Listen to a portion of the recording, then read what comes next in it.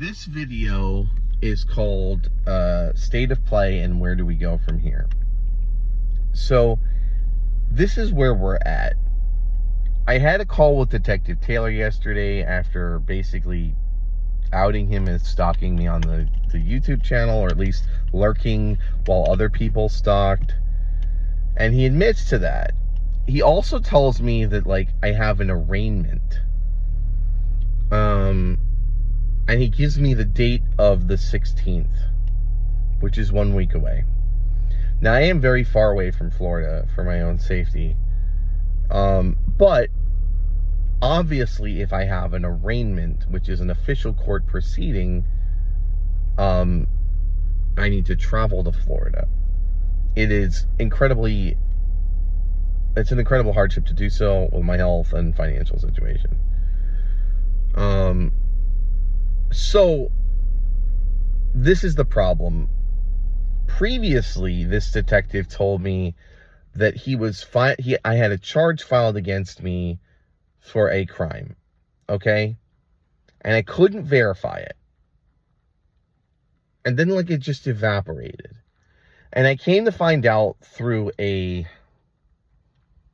public records request that this detective tried to file this charge like 10, 20 times and finally got slapped by the state attorney. The state attorney was like, there's no basis for this. It doesn't meet the criteria of the statute. What the hell are you doing? But the detective said to me that that there was a charge. In an email, this same detective says he's never been subscribed to my YouTube channel. And then on a recorded line, it's a consensually recorded line, he states he did subscribe, but he wasn't subscribed at the time he sent that email, so he was technically telling the truth. I looked at the wording in the email. It says, I've never been subscribed to your YouTube channel. This detective lies. Now, detectives, I think, can lie to do their job. I think they're allowed, okay? However, I can't travel based on this, right? So this morning I reached out to the state attorney. They are unaware of this arraignment. They forward me to the clerk of court. They are unaware of this arraignment. Now, they recommend that I call Lake Mary PD to see if there's some mix-up, but Lake Mary PD appears to be complicit in this shit with Detective Taylor. I could call Seminole County Sheriff, but there's a weird thing I mentioned where they don't have jurisdiction over this same thing. So I'm in a position where I've been told something by an unreliable source and can't confirm whether it's true or not. And if it is true and I don't show up, I will be held criminally liable. But there is no reliable way to determine the truth of what this guy says, and there's precedent for him being a bullshitter. So, what do I do? The prudent thing to do under normal circumstances where there's not this much fuckery is to just show up, and worst case scenario, they're like, this courtroom's being used by someone else. What are you doing here? But because of the threats of violence by the individual, Stephen and Gabby and these people, I am afraid for my safety. There's some information to back this up, and I'm going to go into that. The goal of these people publicly is to get me committed to a state hospital for life. And I want to make sure the people who are participating in this also listen to this, because I'm being very honest here, and you don't have to take my word for it. You can look this up and stuff. It's all very, very verifiable. That can't happen. I've discussed it. Even if I wanted to capitulate to your demands and just go to a state, every homeless guy on earth would go commit. At least they have a bed, right? At least they're not dying without medical care in their car. Do you know how many homeless people try to get Baker Acted? Just so they can have a couple nights in a bed? Like, what you're asking not only isn't going to happen, it isn't possible. There has to be a crime. And when we're talking about a crime that warrants hospitalization for life, what we're talking about is basically has to be murder, right? And I haven't murdered anyone. And in order to demonstrate murder, you'd have to produce the victim, right? Like, so you can't just, none of this works. Do you understand? On a conceptual level, none of it works. Let's say they got me in a courtroom. Well, what is my defense? Well, I have to prove I've been harassed. That's not great for Steven. Then I have to prove, why is this man harassing you? Because there's an FBI investigation that hurt him. Well, here's the problem with that. The judge, I don't think, can see if there is an FBI investigation or not. So what then I have to do is demonstrate to a judge Steven's federal criminal activity.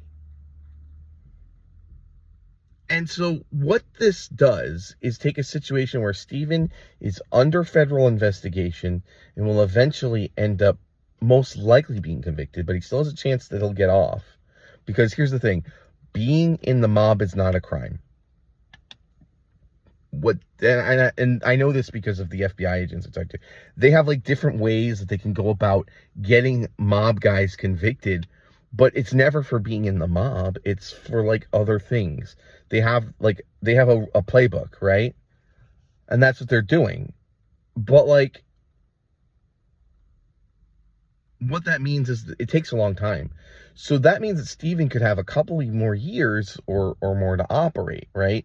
While they try to get this case together, eventually ending in his incarceration. But if I end up in a courtroom and have to demonstrate this, look, Steven is most likely not powerful enough to bribe a judge. And if he is powerful enough to bribe a judge, and that judge is offered a bribe and suspects that the individual offering the bribe was reasonably under FBI investigation, do you think that judge is going to take that risk? And so this is an extension of what we've seen all along. These people are trying to destroy my life, but the collateral blowback damage that they're causing themselves is so much more. And so, like, I don't really know what to do. Because my thoughts are there's no way Steven ever wants me to get to that courtroom. I think this is more about Steven being able to know where I am at a certain time so that I can have an accident. Which is still stupid because, again, he's under FBI investigation.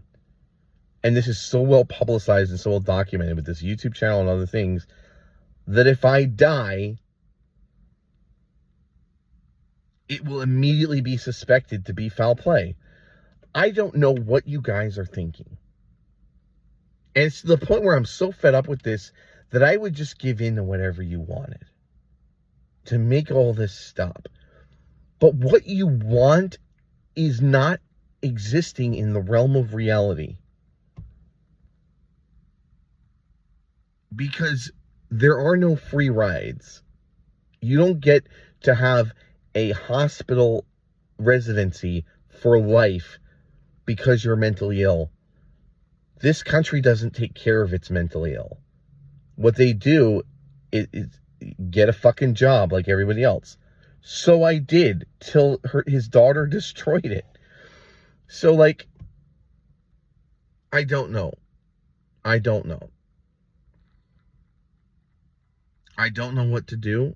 And it doesn't appear that there are any options that end in a happy ending for most people. And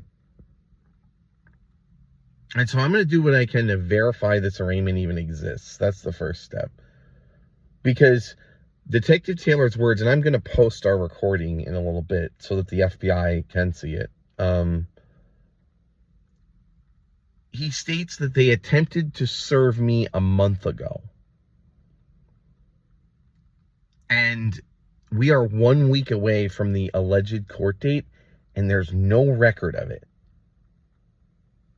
Meaning it didn't come back unserved. None of this makes any sense. And maybe they just assume I'm a fucking idiot. But, like, I'm not. And that's been my greatest Achilles heel in this. Because people have lied to me, but they've told not plausible lies. I looked into Steven's business records because he's telling me Gabby's okay, but she says she's kidnapped. You guys, this is how lying can fuck you up. I would have never discovered... First of all, I'm going to just end this with an answer to Gabby's words.